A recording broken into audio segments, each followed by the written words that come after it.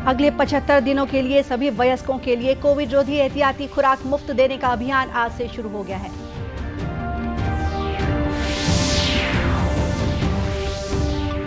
NDA की राष्ट्रपति पद की उम्मीदवार द्रौपदी मुर्मू ने छत्तीसगढ़ के विधायकों से मांगा समर्थन।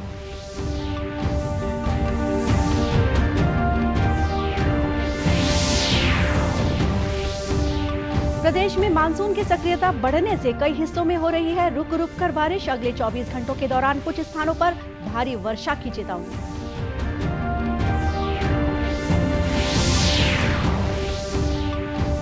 और कांकेर कलेक्टर डॉक्टर प्रियंका शुक्ला ने माओवाद प्रभावित क्षेत्र का किया दौरा।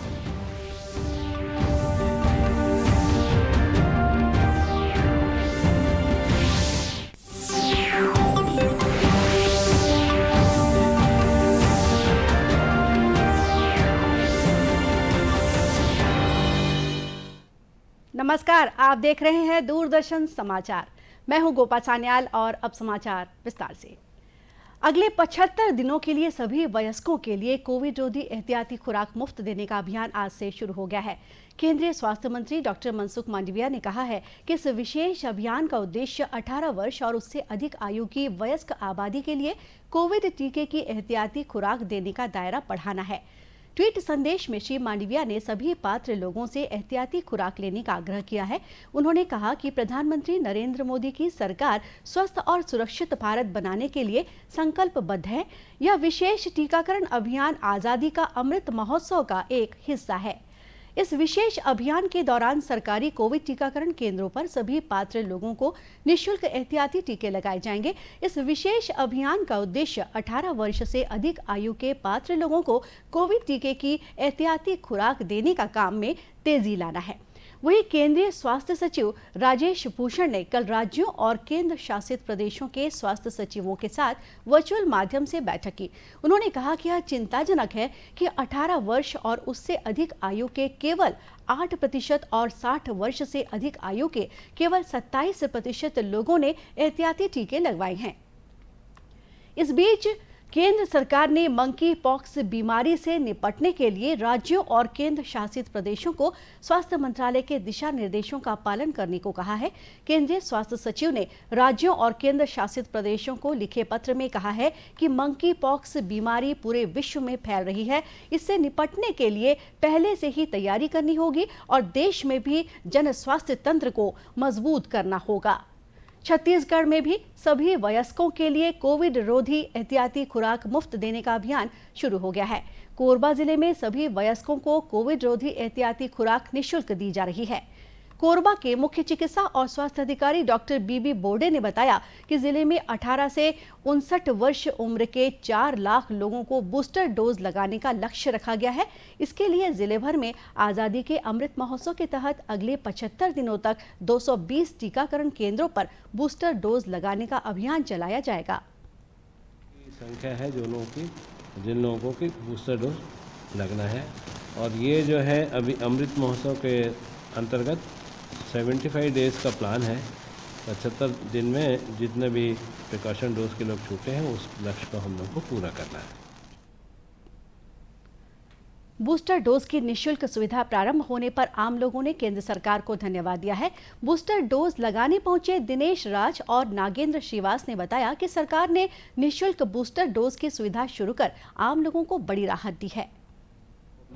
कोविड के पहले और दूसरे टीके लग चुके हैं जिनको 6 माह की अवधि हो चुकी है उनके लिए बूस्टर डोज का जो ये टीका लग रहा है वो सरकार का बहुत अच्छा ये है कि क्योंकि कोविड संक्रमण फिर से बढ़ रहा है, राज्य में भी केस बढ़ रहे हैं, जिले में भी अब लगातार केस बढ़ रहे हैं, तो इस हिसाब से संक्रमण जो है कोविड संक्रमण है उनसे सुरक्षा के लिए ये टीका बहुत जरूरी था। आज़ादी के अमृत महोत्सव के अवसर पर राज्य सरकार द्वारा बूस्टर डोज लगाने की दिशा पर पहल की गई है।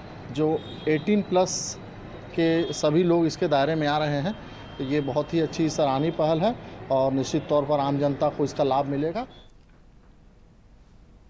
गौरतलब है कि केंद्र सरकार ने हाल ही में कोविड के दूसरे डोज के बाद बूस्टर डोज की अवधि को 9 माह से घटाकर 6 माह किया है। एनडीए के राष्ट्रपति पद की उम्मीदवार द्रौपदी मुर्मू ने आज छत्तीसगढ़ की राजधानी रायपुर में अपने समर्थन हेतु भाजपा के विधायक संसद सदस्यों से मुलाकात कर समर्थन मांगा। उन्होंने भाजपा के विधायकों और संसद सदस्यों से चर्चा भी की। रायपुर पहुंचने पर उनका भाजपा समर्थकों द्वारा पारंपरिक आदिवासी नृत्य के साथ स्वागत किया गया।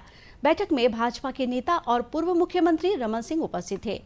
बहुजन समाज पार्टी के 2 विधायकों ने भी राष्ट्रपति पद के उम्मीदवार द्रौपदी मुर्मू से मुलाकात कर अपने पार्टी का समर्थन जताया। छत्तीसगढ़ विधानसभा में बसपा के 2 विधायक हैं।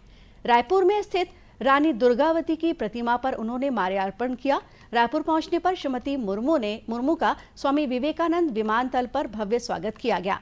भाजपा के राष्ट्रीय उपाध्यक्ष और पूर्व मुख्यमंत्री डॉक्टर रमन सिंह, प्रदेश अध्यक्ष विष्णुदेव साय और नेता प्रतिपक्ष धर्मलाल कौशिक सहित पार्टी के अन्य पदाधिकारियों ने भी उनकी अगवानी की।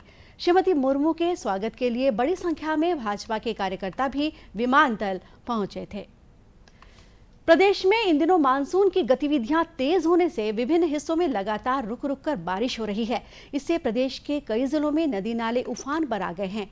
वहीं बीजापुर जिले में इंद्रावती और गोदावरी का जलस्तर बढ़ने के कारण बाढ़ की स्थिति निर्मित हो गई है।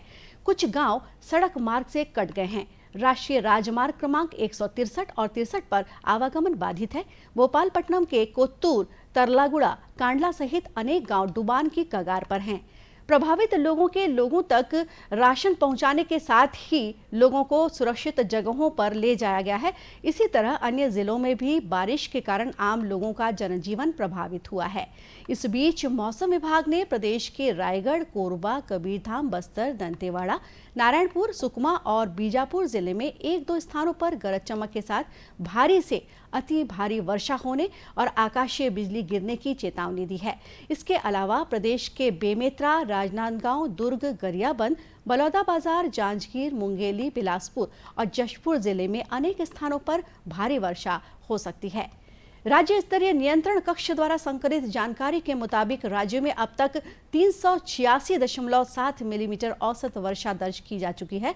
बीजापुर जिले में सर्वाधिक 995.6 मिलीमीटर और बलरामपुर जिले में सबसे कम 126.2 मिलीमीटर औसत वर्षा दर्ज की गई है। खबरों का सिलसिला आगे भी जारी रहेगा और अब लेते हैं एक छोटा सा ब्रेक।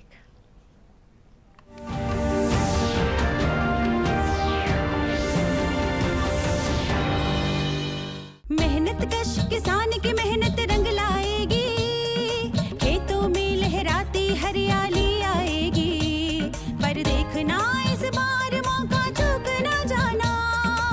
फसल बीमा से फसल और अपना कल दोनों सुरक्षित जरूर कराना। खेती की अनिश्चितताओं, प्राकृतिक तथा अन्य आपदाओं से होने वाले आर्थिक नुकसान से किसानों को सुरक्षित रखने के लिए प्रधानमंत्री फसल बीमा योजना लागू की गई है। इस लाभप्रद योजना को किसानों तक पहुंचाने के लिए सरकार ने आपके क्षेत्र में agriculture insurance company of India limited को चुना है। अब किसान जन बुआई न हो पाने, फसल कटाई के बाद के चुनिंदा नुकसानों एवं चुनिंदा स्थानीय आपदाओं के साथ फसल कटाई प्रयोग के आधार पर प्राकृतिक आपदाओं के कारण उपज में होने वाले नुकसानों से खरीफ में मात्र 2% प्रीमियम दर पर बीमा संरक्षण प्राप्त कर सकते हैं। अधिक जानकारी हेतु निशुल्क कॉल करें 1800-419-0344 पर। Agriculture insurance company of India limited बीमा आग्रह की विषय वस्तु है। मेहनत कश किसान की मेहनत रंग लाएगी, खेतों में लहराती हरियाली आएगी। पर देखना इस बार मौका चूक ना जाना। फसल बीमा से फसल और अपना कल दोनों सुरक्षित जरूर कराना। खेती की अनिश्चितताओं, प्राकृतिक तथा अन्य आपदाओं से होने वाले आर्थिक नुकसान से किसानों को सुरक्षित रखने के लिए प्रधानमंत्री फसल बीमा योजना लागू की गई है। इस लाभप्रद योजना को किसानों तक पहुंचाने के लिए सरकार ने आपके क्षेत्र में agriculture insurance company of India limited को चुना है। अब किसान जन बुआई न हो पाने, फसल कटाई के बाद के चुनिंदा नुकसानों एवं चुनिंदा स्थानीय आपदाओं के साथ फसल कटाई प्रयोग के आधार पर प्राकृतिक आपदाओं के कारण उपज में होने वाले नुकसानों से खरीफ में मात्र 2% प्रीमियम दर पर बीमा संरक्षण प्राप्त कर सकते हैं। अधिक जानकारी हेतु निशुल्क कॉल करें 1800-419-0344 पर। Agriculture insurance company of India limited बीमा आग्रह की विषय वस्तु है।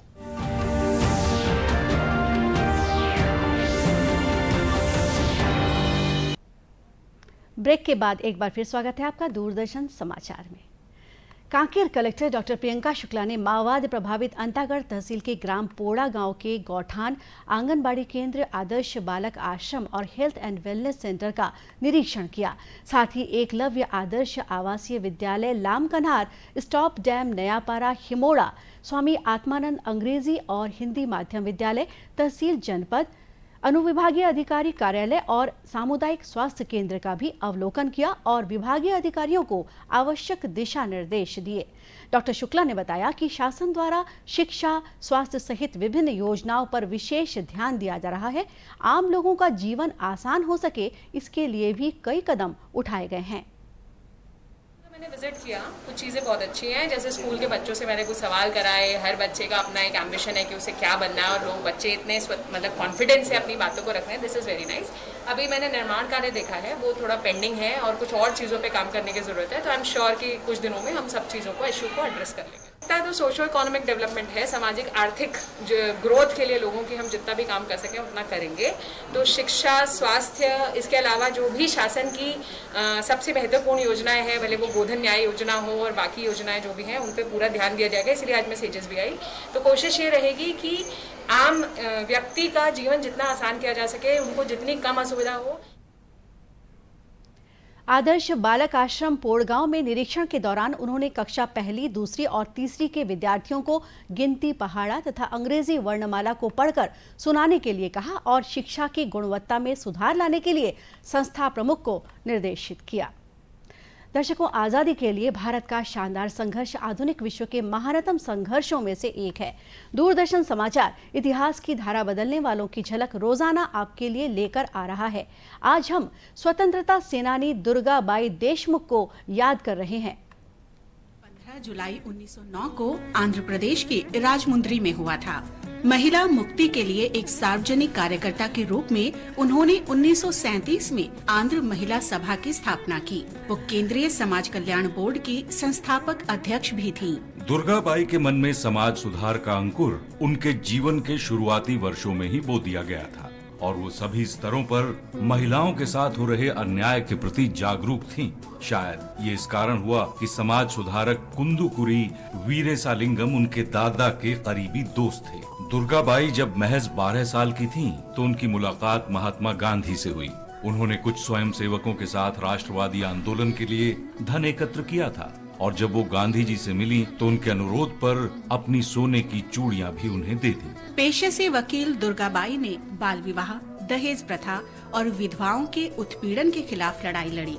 हालांकि उनका विवाह केवल 8 साल की उम्र में हो गया था। दुर्गाबाई एक प्रेरक सार्वजनिक वक्ता थीं और नमक सत्याग्रह के दौरान उन्हें जेल में डाल दिया गया था। वहां उन्होंने महिला अपराधियों की दयनीय स्थिति को समझा और उनके लिए मुफ्त कानूनी सहायता की व्यवस्था करने का सोचा।